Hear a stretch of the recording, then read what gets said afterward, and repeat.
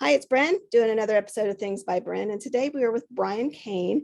He has been a warden, and I'll let him tell his story for many years, but he's got this fantastic movement going on that we want to hear about, trying to educate everybody on all aspects of incarceration, the good, the bad, the ugly, and there's just so many arms of it.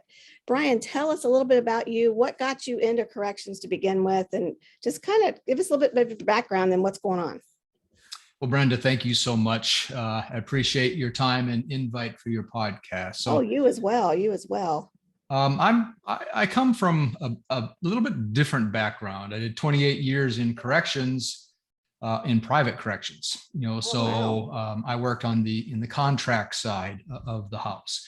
And of those 28 years, 14 years as a warden at 5 prisons across the United States. So I led 1,000 bed. That's a lot. Up to 1,000 bed complex or 5,000 bed complex. So my background's pretty diverse when it comes to managing facilities, managing populations. On one of the differences on the private side is you actually contract with the government to manage their population. Right. So my background is diverse in that between those 5 prisons, I had 18 different customers, 18 different policies, 18 different contracts, 18 different ways. Because when you contract the government, you typically do corrections their way. That's what they expect. My background is I've ran prison for Bureau of Prisons. I've done multiple states. I did a county jail. I did federal detention. Wow. My background's pretty diverse, and before I was a warden, I was the head of security over 65 prisons across the country. So to say your stuff would be an understatement. Well, is anybody ever an expert at anything? But yes, I'm well. You're on your way. On corrections. Yes, thank you. Wow. So, what was your favorite part of all of this? Helping people. In corrections, unfortunately, in our country, it's operated by what's commonly called the punishment model. And we've had this for 245 years for our existence. There's 4 purposes of corrections. You got punishment, which obviously we're very good at, which doesn't work, by the way. You got public protection, deterrence, which I'd argue that does or does not work, and rehabilitation. Our country is good at the first purpose, and that's punishment. But we're not that good or efficient at the public protection, deterrence, or rehabilitation. We should be helping people return as good neighbors, not releasing them in many cases worse than they went in. It's a challenge. It's a big challenge. So helping people would be one of your favorite things. So tell me, what was your worst thing? As an administrator, as a warden,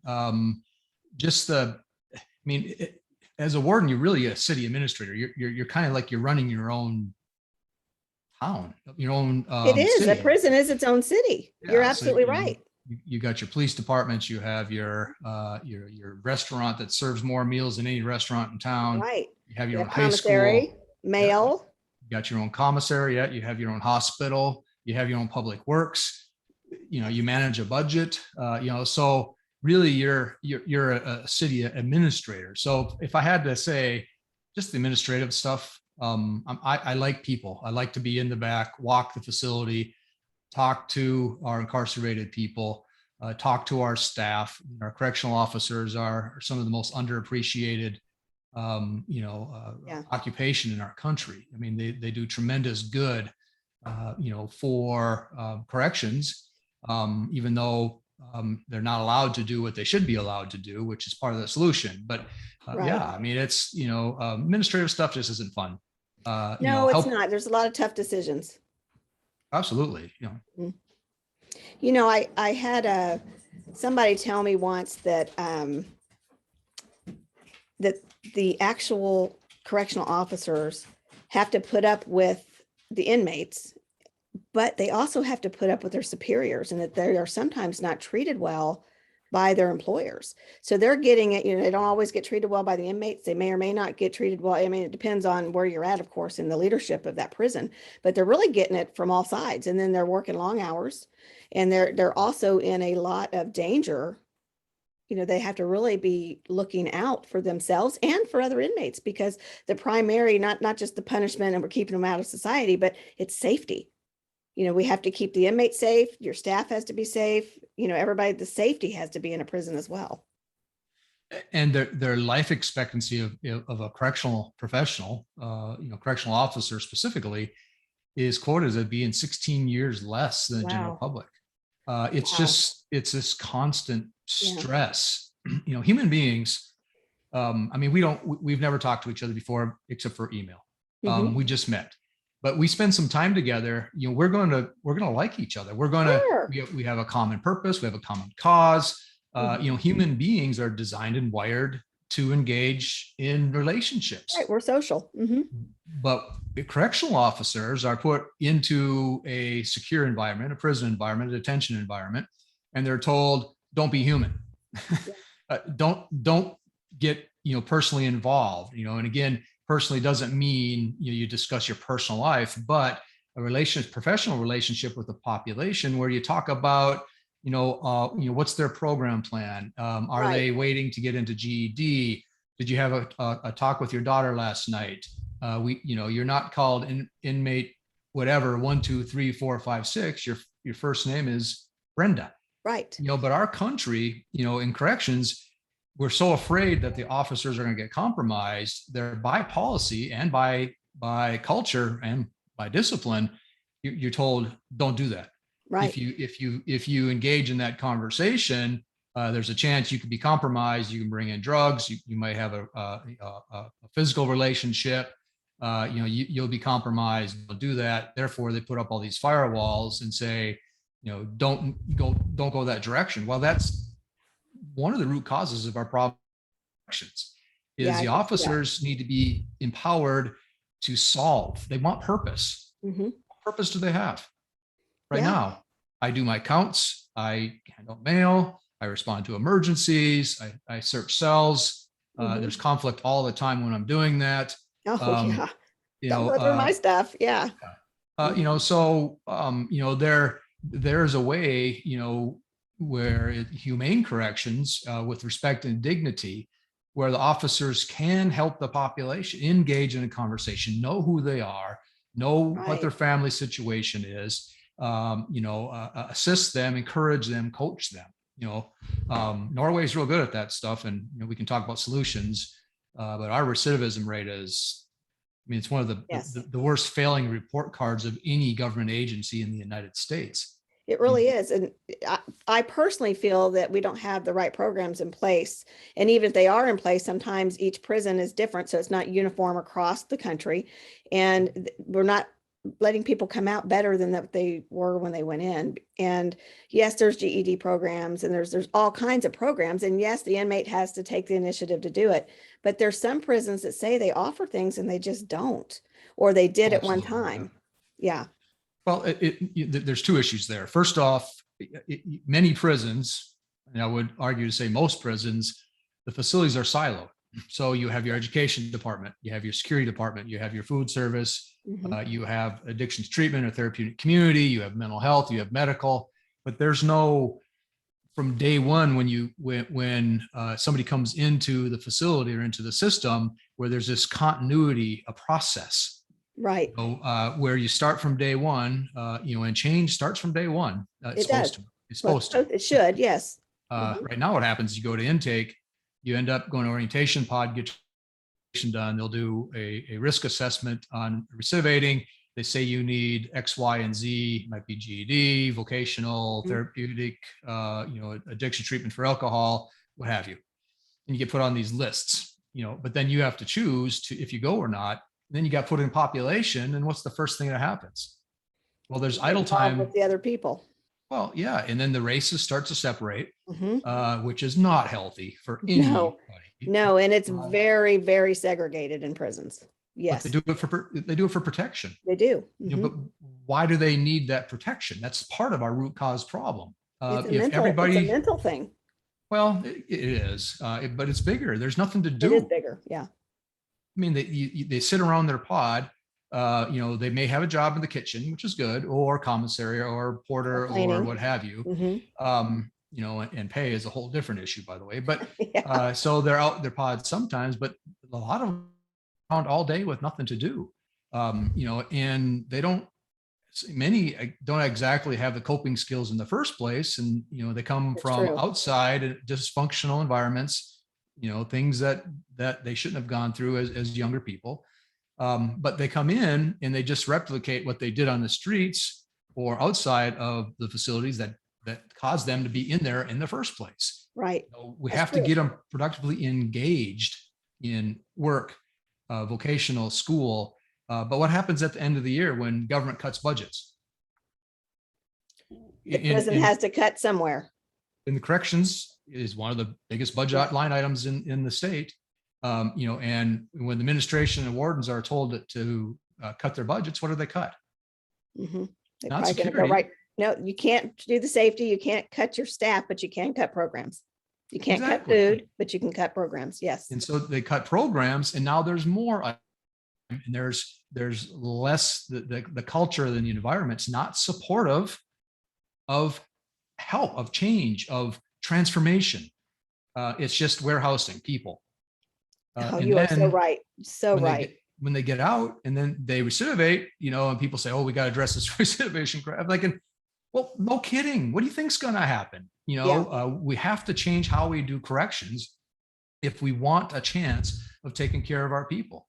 With the last recidivism study, it was at 9 years of being released, 83% recidivated or rearrested or back in the system somehow. So that gives you a 17% success rate after 9 years. Yeah. Yeah. I mean, what kind of failing report card, but we keep replicating this over and over and over. Yeah. I interviewed a state employee, and I'm sorry to interrupt you, but she said that they are supposed to be in the correction business, not the punishment business, but they're limited at what they can do with that.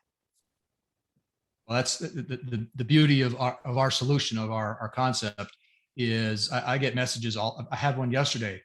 A gal messaged me just off a LinkedIn post and said, "I want to work with you." Heart. And I get these all the time. And these are existing corrections professionals because they want purpose. Okay? Which is good if they follow through. We all want purpose. Yes. I mean, that's how we're designed. But the corrections professionals want to help the population. They don't want to be and I use this word and I hesitate, but unfortunately, I think some of it's true.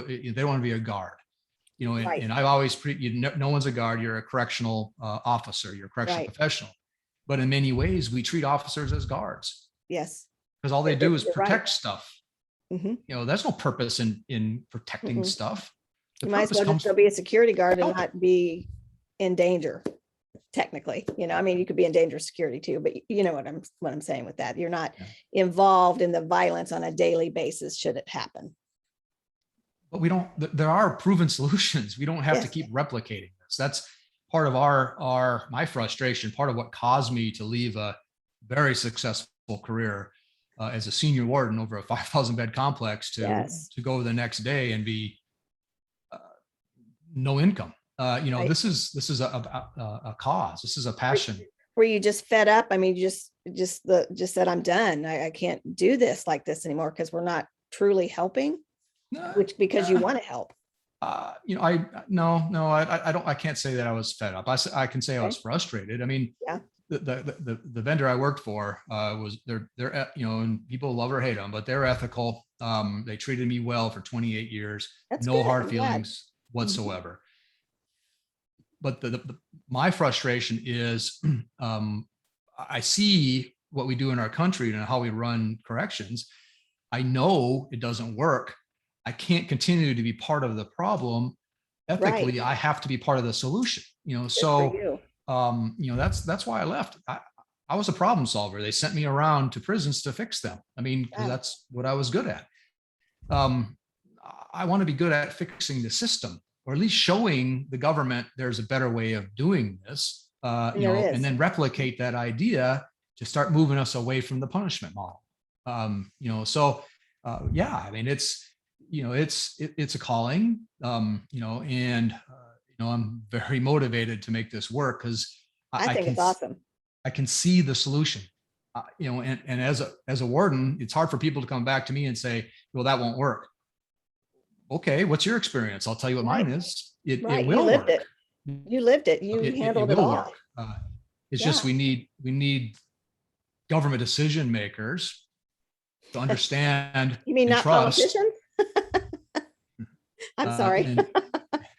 and to trust, and we're a nonprofit, so we're the first of its kind in the United States. There is one nonprofit prison in Belize, so they've existed for a little while, but a foundation took them over, asked to take them over because they didn't have running water and sewers, so they wanted to help them.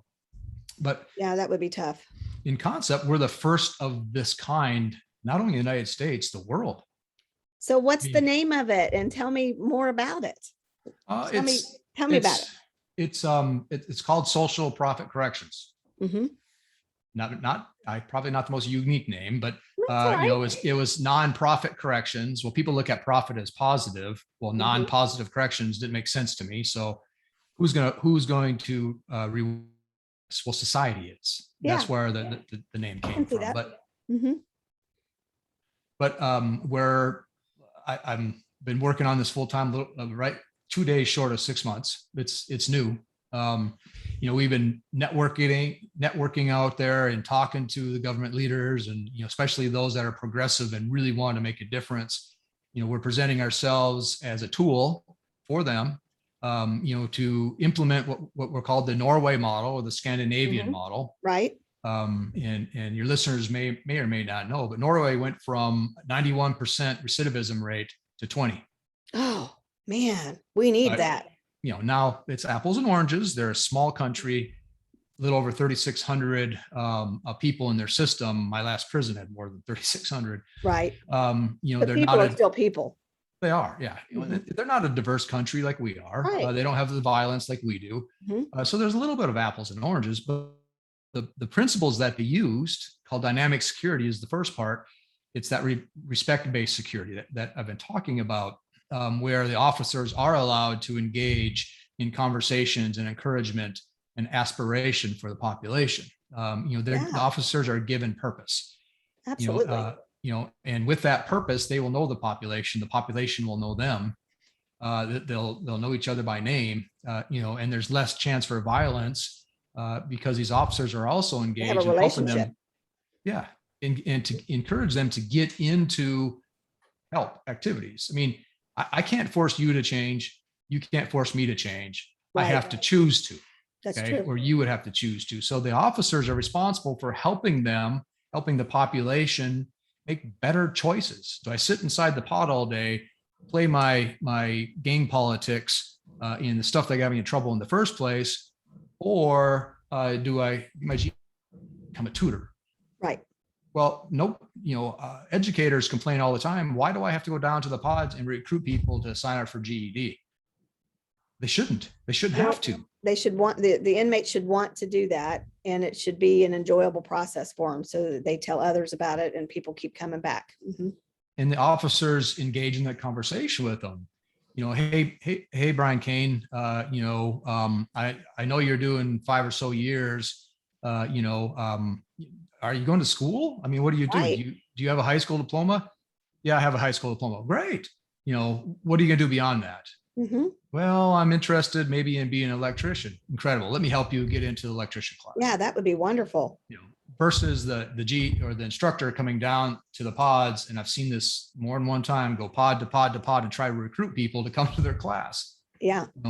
That shouldn't have to happen. So there's case managers that help with that. There's unit team members but the system officers need to be the beginning of that, need to engage in that conversation. Yeah, they're face to face with the inmates daily.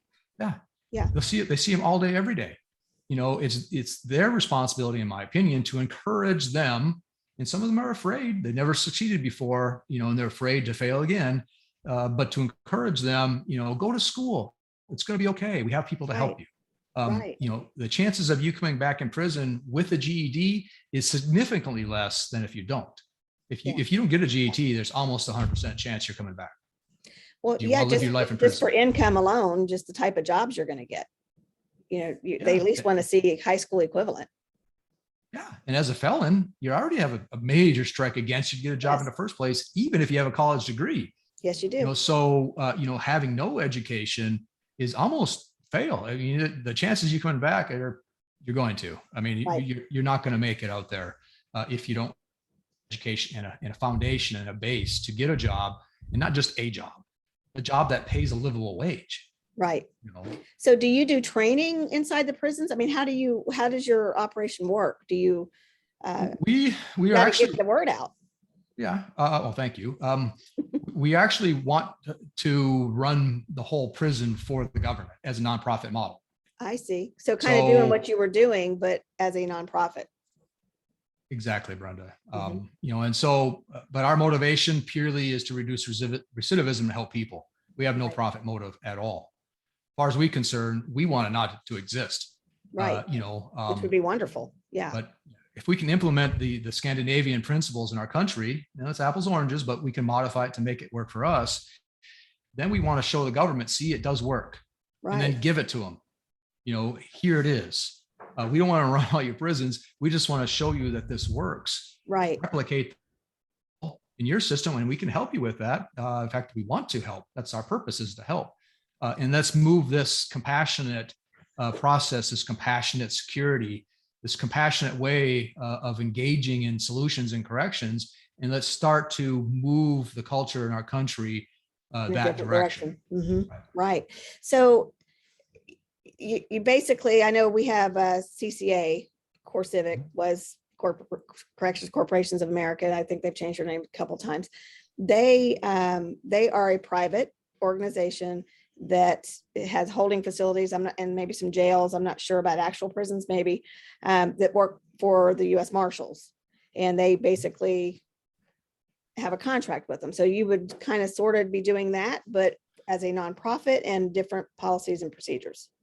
Yeah, I mean, there are four major private vendors. You get Core Civic Geo, Mhm. MTC, and LaSalle Group. So, and then contract correction. So yes, it's a similar business model in that we would contract with the government, similar to what they do. But with our contracts, we're not motivated by profit. Right. We can take Well, the other ones definitely are.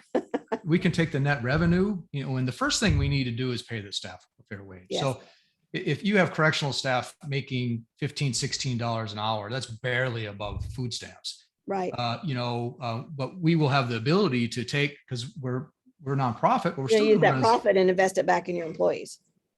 employees Because it's and change nonprofit. initiatives. Yeah. Right. You know, if we have 2 GED instructors and we have a waiting list that's got 500 people on it, well, we'll hire more GED teachers. Right.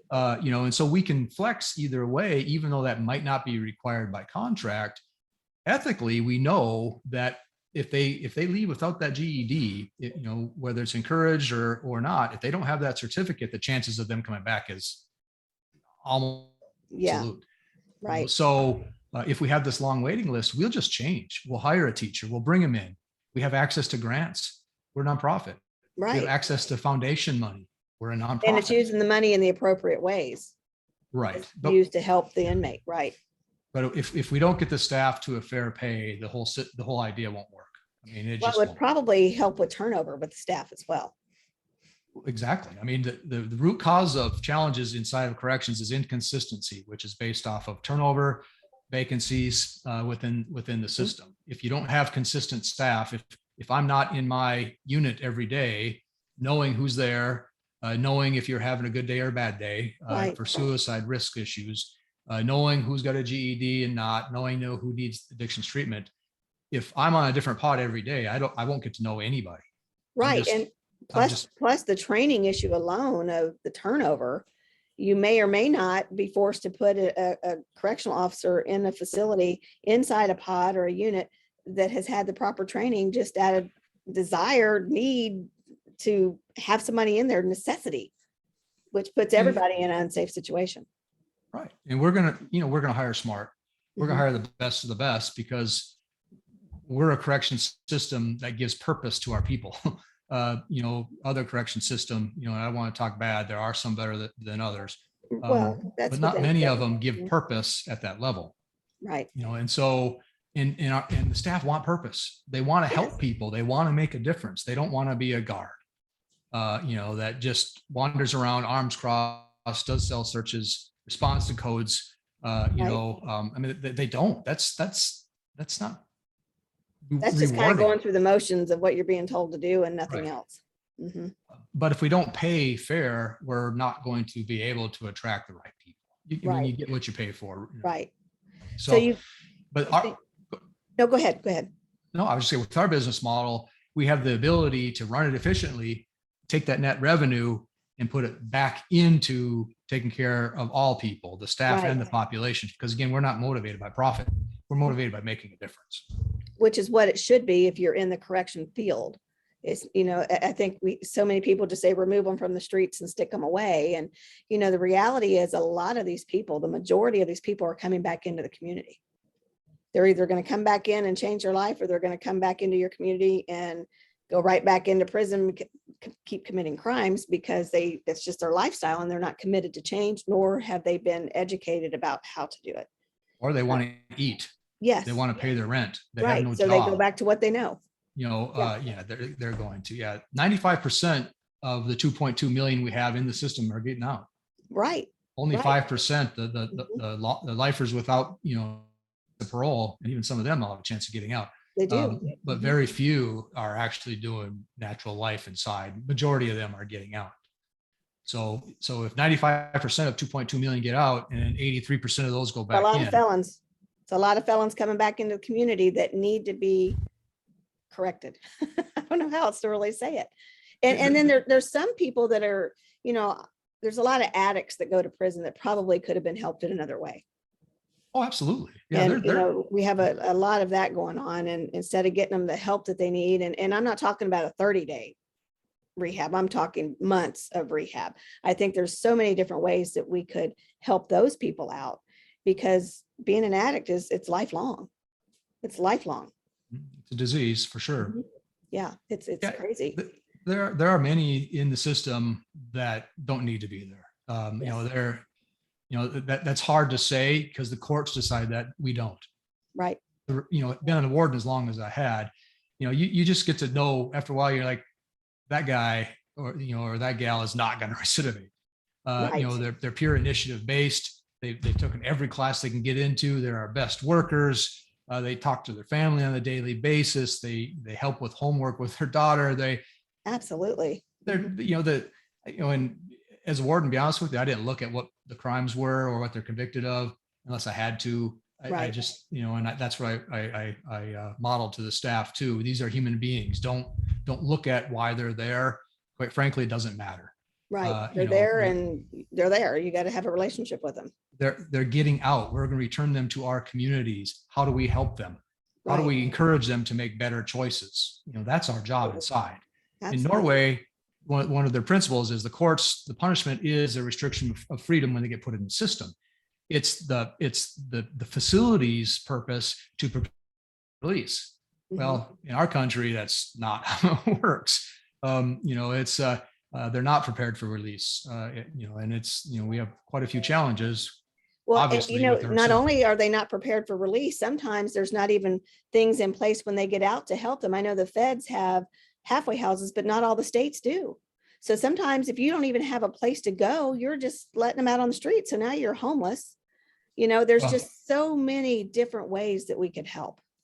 Well, even like Washington, D.C., they have 0 halfway houses. Right. I mean, exactly. It's just, and you can go state by state, they all have similar challenges. And a lot of it's budget based, because we lock up so many of our people and they're trying to figure out how to, at $35,000 per person per year, which is more expensive, it's more money than we spend on our schools. Right. They're in a hard place. The courts are the ones mandating them to corrections and then to manage. But if we can, since we have them in custody, if we can help them make those better choices, encourage them to be good neighbors when they're released, they don't come back in the system. I agree. I also think prosecutors and judges sometimes I feel that it's more about their career than looking at each individual case, or they're so by the book that they have to look at every guideline and don't look at any situation or what might have been the cause behind it. Or was this a first time offense? Or are you trying to make a name for yourself? Or are you going to use this person as an example because of their job in the community? And they're not all like this, but there are several that are.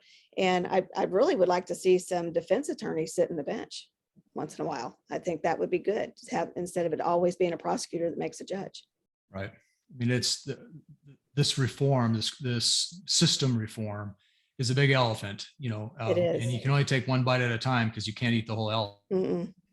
We want to on the correction side, and there's a lot of influences to recidivism. It's just not a corrections thing. I think it's a good thing you're doing. Well, we just want to take little bites at the elephant, and before we know it, the elephant's going to be gone. Right.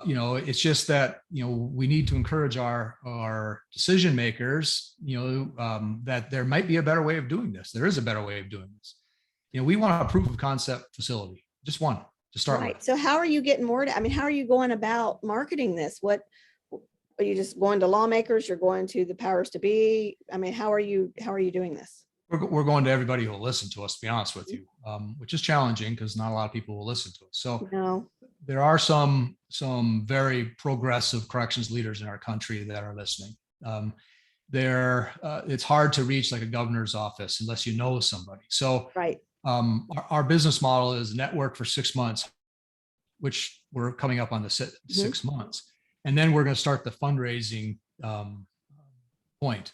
And the reality is foundations and grants that they won't help you when you don't exist. When you don't right. Don't You got to have it to get it right. So we're going grassroots. We're going GoFundMe. We haven't put it out yet, but the reality is there's 6.6 million people in the system. Yeah. Whether 2.2 insecure and the rest are in some different level of community based. If we can reach, because they're the ones really motivated by changing the system. They're the ones that reach their families. Yeah.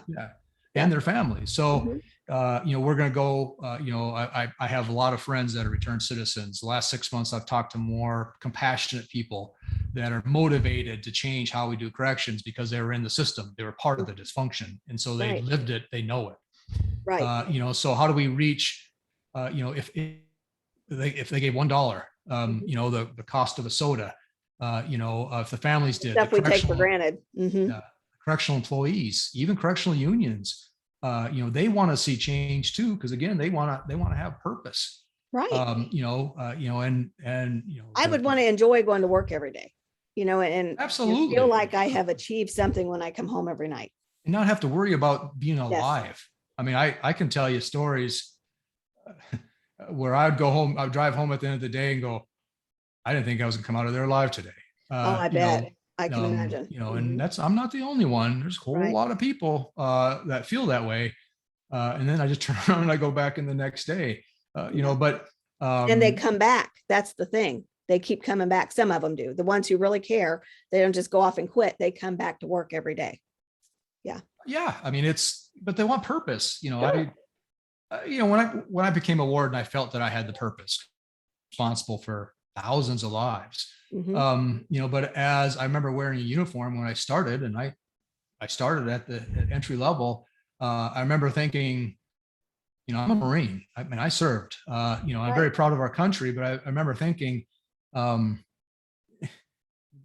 this is weird. Why do they do it this way? This doesn't make sense to me.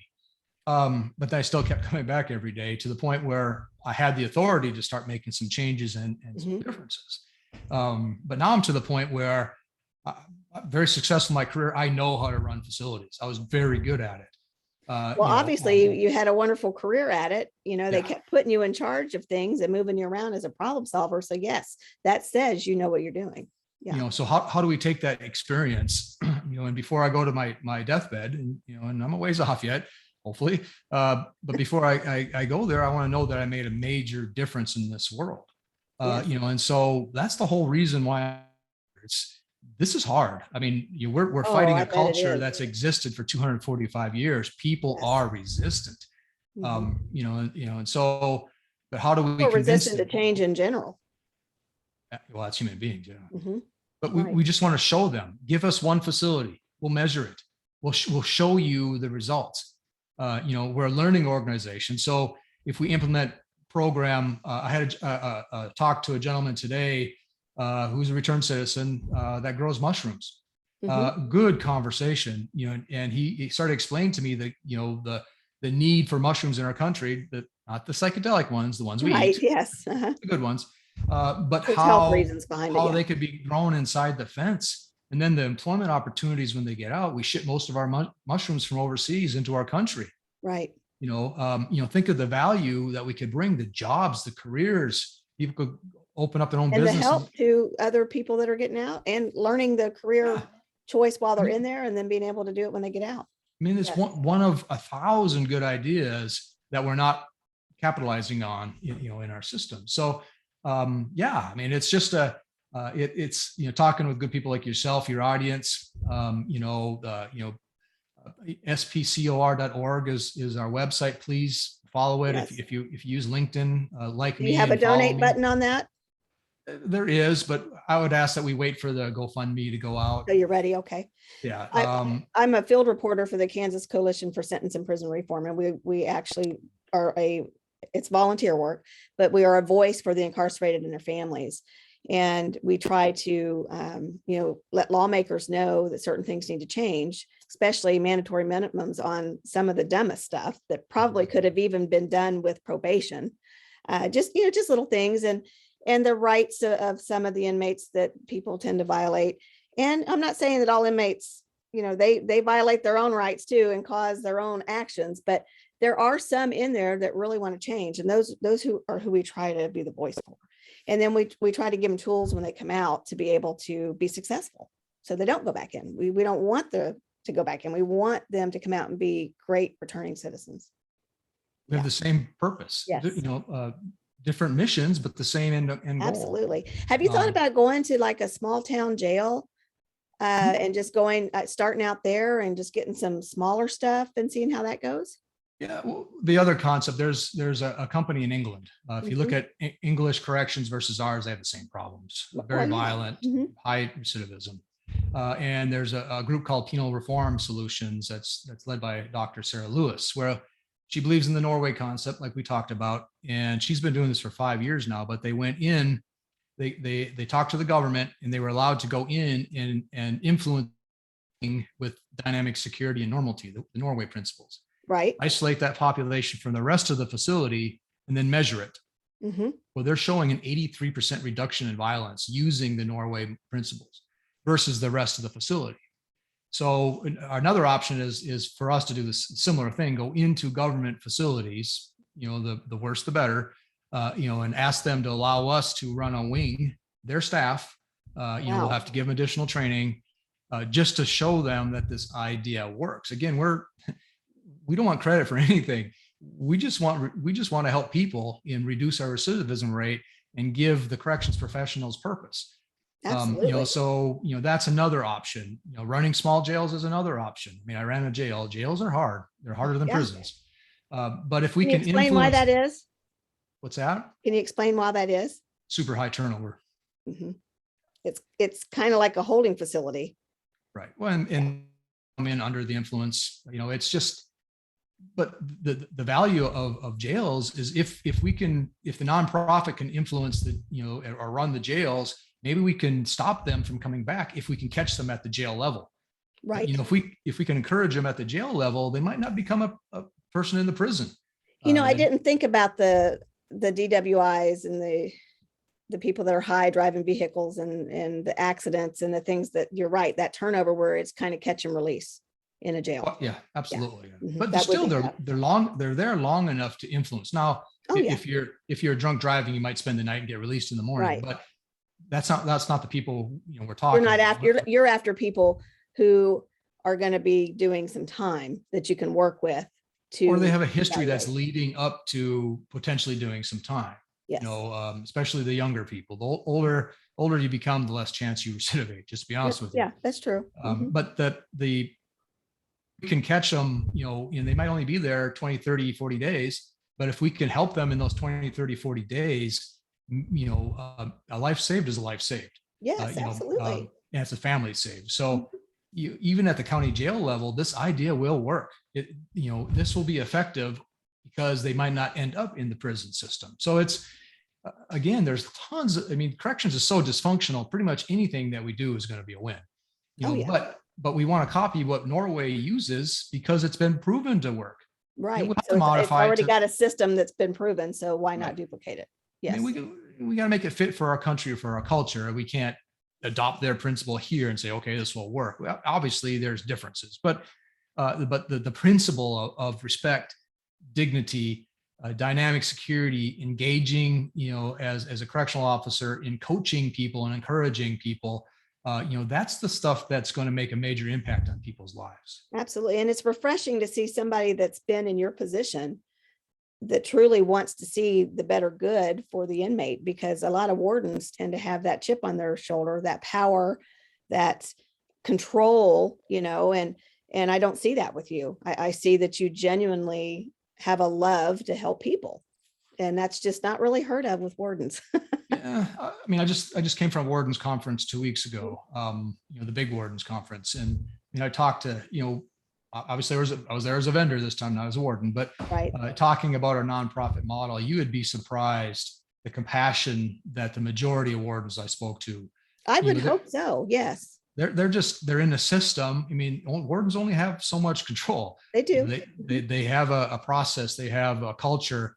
They have a higher headquarters that they take direction from. Mm-hmm. And so they're also passionate about the same things I am. I was just brave enough to take a chance and lead. So. Well, I hope it. So I would argue that most wardens do want to help. Well, that's good. I'm glad to hear you say that, because just some of the people that I hear, talking to other correctional officers, people who in medical, people who work in the kitchen, just people in general that work for a prison, tend to say that the leadership from the warden down really isn't that good. And then some of them, I know you can't have an open door policy for everybody that works for you, but you should have a way to be able to be heard by the warden somehow, some way. They say that's their major problem, is they don't want to listen. You can have an open door policy for everybody that works for you. You should, yes, but you might not be able to do it for everybody. You can. That's good. I'm glad to hear you say it. Yeah. No, that's wonderful. Well, Brian, how can people get in touch with you if they want to talk to you more about it, if they want to donate money, donate time, volunteer, whatever it is you need? How can they get in touch with you? Well, I think the website is the best way. Okay. There's a connection link on there. LinkedIn, is business social media. Right.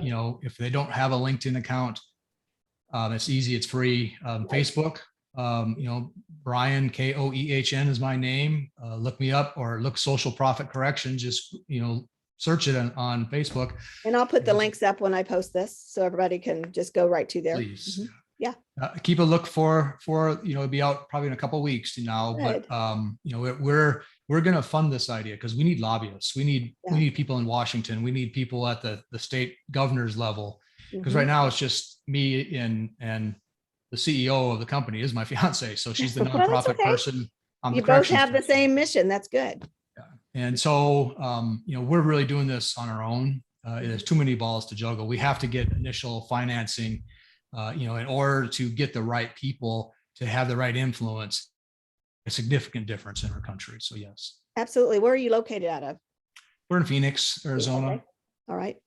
But it's nationwide. It doesn't matter where you're at. That's just where you office. That's just where you're working from. This is where my last prison was. That's why you're there. It makes sense.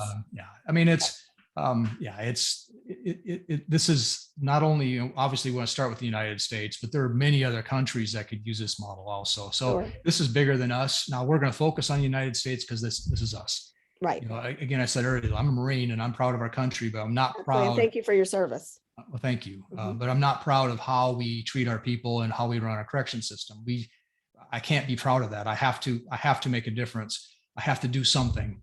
And this is God willing. To be honest with you, this is a calling.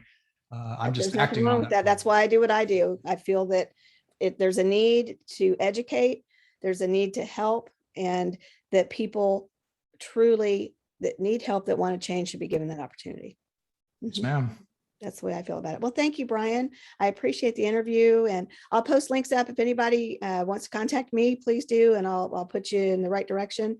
And again, look for those donation links coming up, because they want to make a difference and they need money to do that. So thank you, Brian. I really appreciate it. And you have a wonderful evening, and let's chat again in a couple months and see where this is going. Thank you, Brenda. I appreciate you and your audience. Thank you so much. Yep. Thank you.